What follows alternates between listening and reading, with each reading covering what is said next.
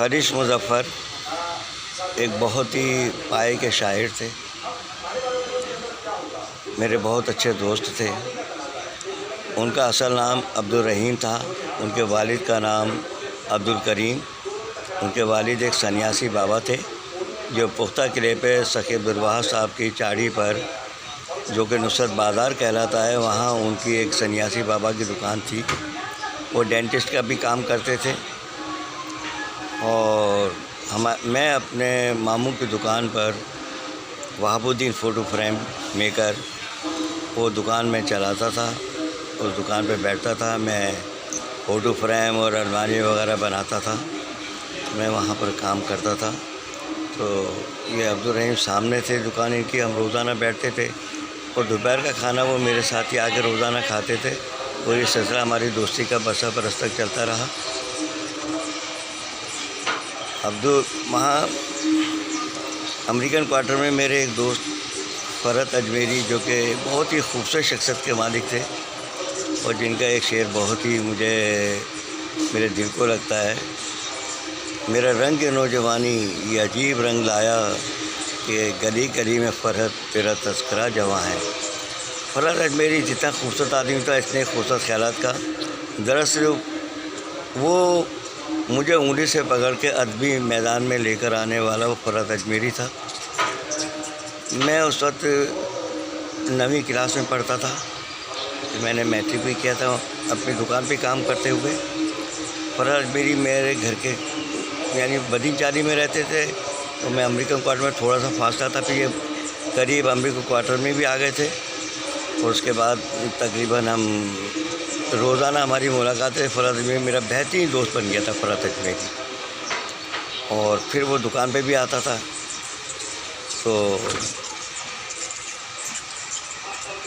ख़ारिज मुज़फ़्फ़र तख़ल्लुस, अब्दुल रहीम नाम, और फ़रहत अजमेरी ने इनके लिए उनके एक दोस्त है पैकर वास्ती साहब, जो कि बहुत ही बुलंद पाया शख्सियत के मालिक थे। बहुत काबिल तरीन इंसान, काबिल तरीन राइटर, काबिल तरीन शायर, अपने अहद के बहुत बड़े आदमी थे। पैकर वास्ती साहब बहुत ज़बरदस्त शख्सियत के मालिक थे।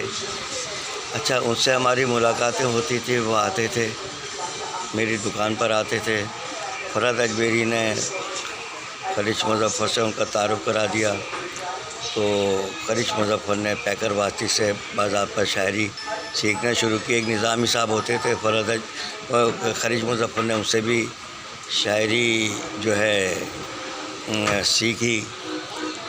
ख़ारिज मुज़फ़्फ़र और हम कभी हबीब होटल में जाके बैठ जाते थे, कभी एक गुलशन होटल होती थी, वहाँ जाके रिकॉर्ड चलते थे और वहाँ पर फरमाइशी प्रोग्राम होते थे। हम बैठ के वहाँ पे गाने सुनते थे। लेकिन जितना मैंने हाफ़ज़ा ख़ारिज मुज़फ़्फ़र का तेज़ देखा, मैंने शायद इतना तेज़ हाफ़ज़े वाले शख्स बहुत कम देखे। ख़ारिज मुज़फ़्फ़र क्योंकि उसकी तालीम नहीं थी, लेकिन हाफ़ज़ा बहुत तेज़ था और उसने फिर बाद में पढ़ना भी शुरू किया। और तकरीबन उसको तो गाने वो सुनता था, उसको पूरे गाने याद होते थे। उसको ये मालूम था ये फ़लाँ फ़िल्म में इसका हीरो ये है, इसका डायरेक्टर ये है, इसका शायर ये है, और वो फ़लाना पूरी जुज़ियात उसको याद होती थी। बहरहाल एक हमारा अच्छा दोस्त था ख़ारिज मुज़फ़्फ़र, और उसने फिर शायरी में जो शोहरत हासिल की, बहुत अच्छा नाम पैदा किया। उसका ये शेर मुझे बहुत ही पसंद है कि झुक के मिलना भी एक क़यामत है, झुक के मिलना भी एक क़यामत है, लोग बुज़दिल समझने लगते हैं।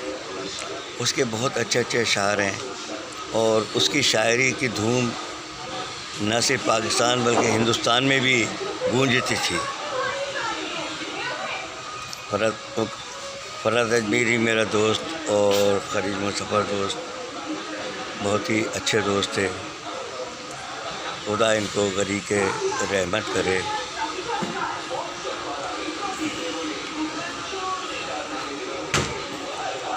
और एक हमारे शायर दोस्त, वो भी फ़रत अजमेरी ने उससे तारुफ़ कराया था,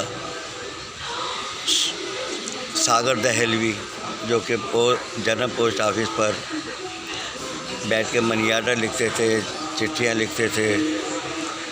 अच्छा, और जैकेट ऐसे पहनते थे जैसे दिलीप कुमार ने दीदार फिल्म में पहनी हुई थी।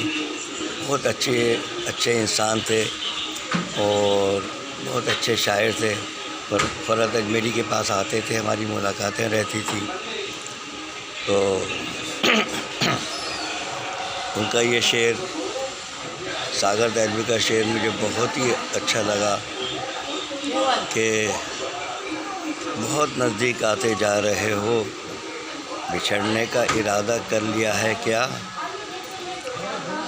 सागर दहलवी की मौत एक मुअम्मा बनी रही और आज तक शायद वो मुअम्मा ही है।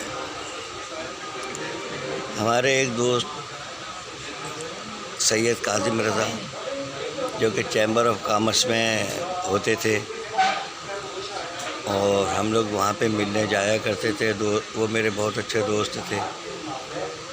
अमूमन तकरीबन रोज़ नहीं तो दूसरे तीसरे दिन मुलाकातें होती रहती थी।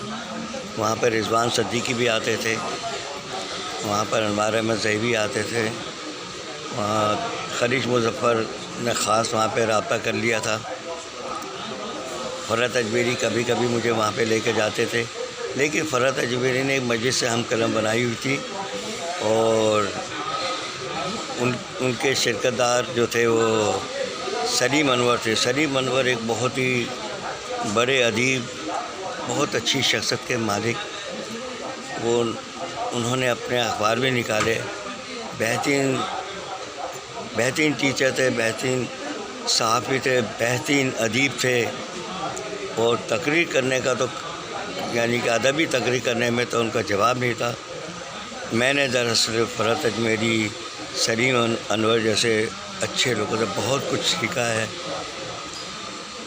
और सलीम अनवर इस वक्त कराची में हैं। मजलिस हम कलम को आगे बढ़ाने में, लेकर चलने में, 15 रोज़ा नशिस्त कराने में सलीम अनवर और एक और हमारे दोस्त एजाज़ राजपूत का बड़ा साथ होता था। एजाज़ राजपूत आजकल कराची में इंग्लिश अखबार निकाल रहे हैं, एक रिसाला निकाल रहे हैं और बड़े कामयाब हैं। और कराची में एक उनकी अच्छी शख्सियत है। कभी कभी वो हैदराबाद में आते हैं और कभी कभी उनसे मुलाकात हो जाती है। बहुत अच्छी शख्सियत मालिक है। तो मजलिस कलम में उन्होंने काम किया। एजाज़ राजपूत ने रिसाले में वो एक डाइजेस्ट में एक अफ़साना लिखा था। उस अफ़साने का नाम था नफ़रत।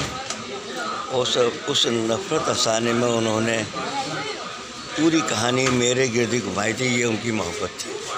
एजाज़ राजपूत मेरे बहुत प्यारे दोस्त थे और हमारा बड़ा साथ रहा।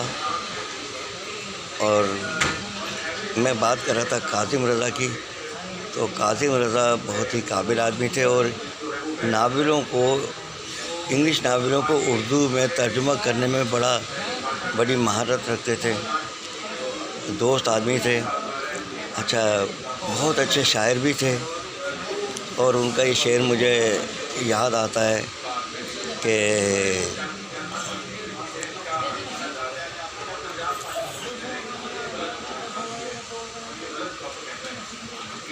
हर साल की तरह इस साल भी आएंगे नए तोहफे, लेकिन उसमें तेरी भेजी हुई सौगात ना होगी।